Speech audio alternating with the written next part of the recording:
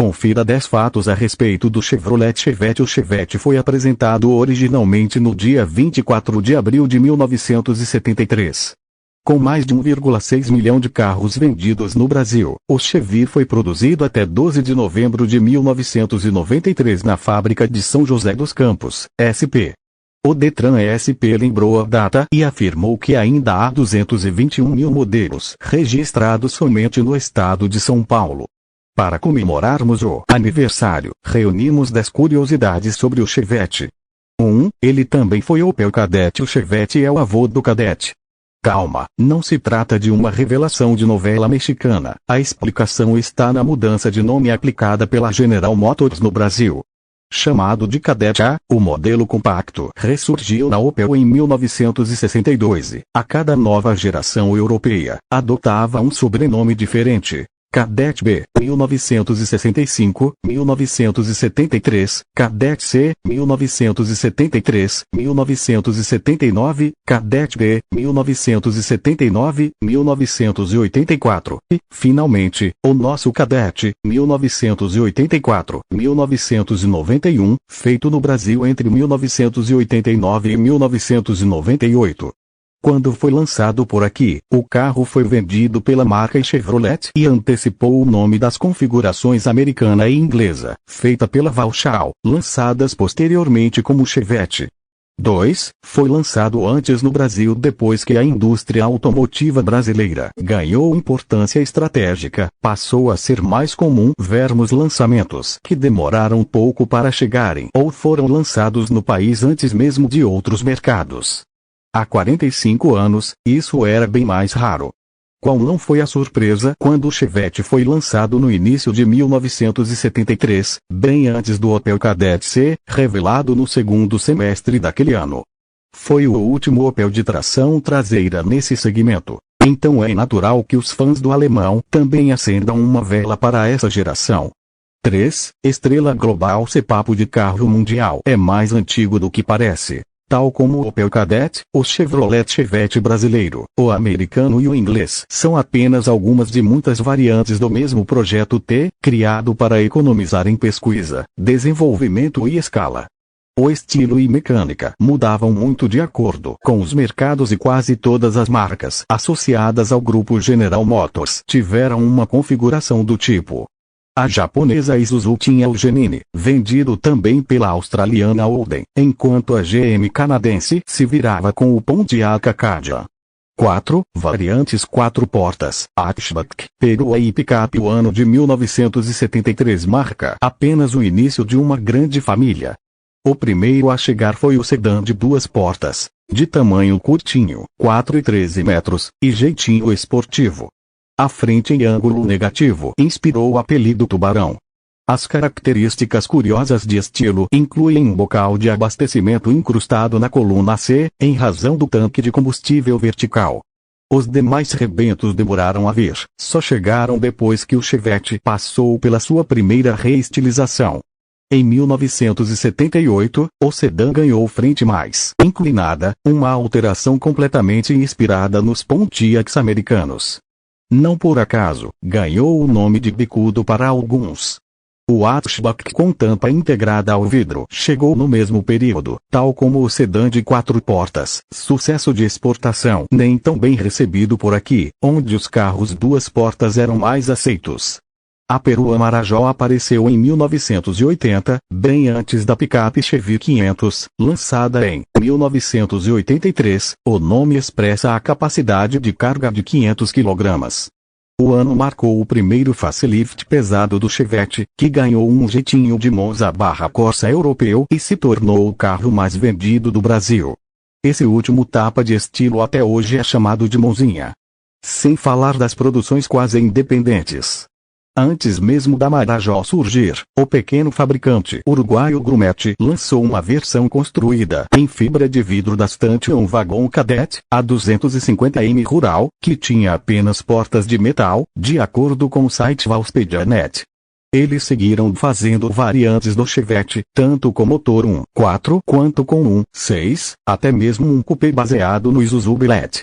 Muitos dos modelos Grumete foram vendidos pela América Latina por marcas diferentes, caso da equatoriana Condor. Além da perua e Coupé, os uruguaios também construíram uma picape em fibra de vidro e com visual aerodinâmico dos Vauau 5, mas o que queríamos mesmo era o Coupé. A grama do vizinho sempre parece mais verde, mesmo que seja do outro lado do Atlântico. Até chegamos a curtir chevetes esquentados como GP, GP2 e SR. No entanto, os europeus tiveram o Kadett C Coupé GT/I, construído sobre a carroceria Coupé Fastback. O esportivo foi lançado em 1975, cerca de um ano antes do Volkswagen Golf GTI. Seu motor 1.9 gerava 105 CV, contra os mirrados 68 CV do Chevette Nacional. Olha que eles não ficaram satisfeitos por muito tempo. Foi justamente o Hot rival que levou a Opel a aperfeiçoar o seu coupé ao extremo, com motor 2.0 de até 115 CV, amortecedores Bilstein e opção de câmbio manual de 5 marchas. Um animal, bem diferente do Nacional. Mercado de competição estimulava a criação destas versões especiais, já que exigia a homologação de determinado número de exemplares para permitir a inscrição em categorias da FIA, Federação Internacional do Automóvel. Também foi o caso do Vauau 2300 HS, criado para o Grupo 4 de Rally e com motor 2.3 com cabeçote Lotus, inicialmente, e 135 CV, mais de 150 CV nos HSR posteriores. 6. Tivemos nossos chevetes especiais. Outro formato de carroceria que gostaríamos de termos tido foi a Aero, versão targa construída em escala reduzida pela encarroçadora Carrosserie Bausch, de Stuttgart, Alemanha. Porém, tivemos algo parecido com o Envemo Targa, ou Minuano, uma configuração que não devia muito em estilo para o Aero original e foi a saída em uma época de importações proibidas. O modelo especial podia custar mais do que o Opala SS6, mas destilava estilo graças ao teto de vinil removível acima dos passageiros e depois da targa. 7. A inesquecível série Ginza Chevrolet entrou na onda dos carros de visual esportivo e jeito despojado com o Chevette Jeans, lançado em 1979. Adivinhe qual era o revestimento interno?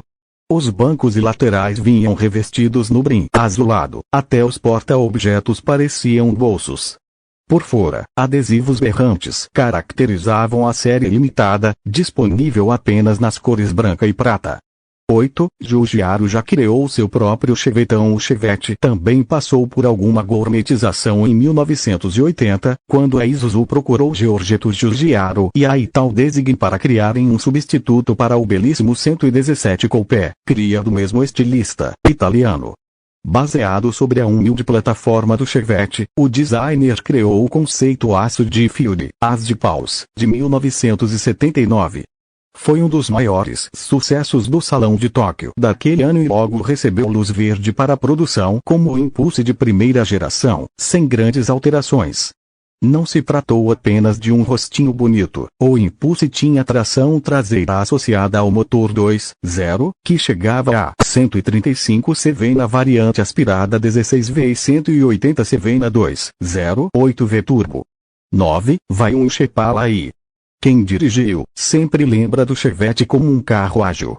A tração traseira e entre-eixos curtos dão características restritas hoje a esportivos, enquanto o câmbio tinha engates razoavelmente precisos e a direção amplo ângulo de esterço e sensibilidade.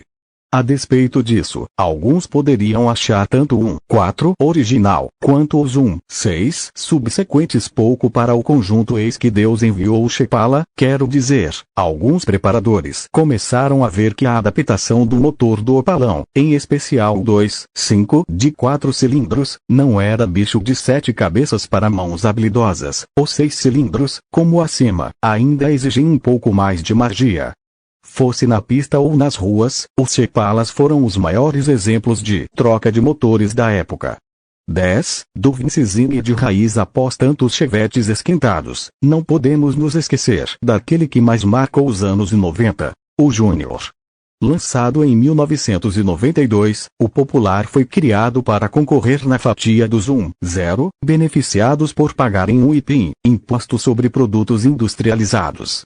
A Fiat se virou rapidamente com o Mille, até porque já tinha um motor 1,050 centímetros. Contudo, a Chevrolet teve que adaptar um projeto mais antigo. O motor 1.6 de 71 CV e 12,5 kgfm deu lugar ao 1.0 de apenas 50 CV e 7,2 kgfm de torque. A utilização de tração traseira e cardan acentuava a perda mecânica. O jeito foi adotar relações curtinhas.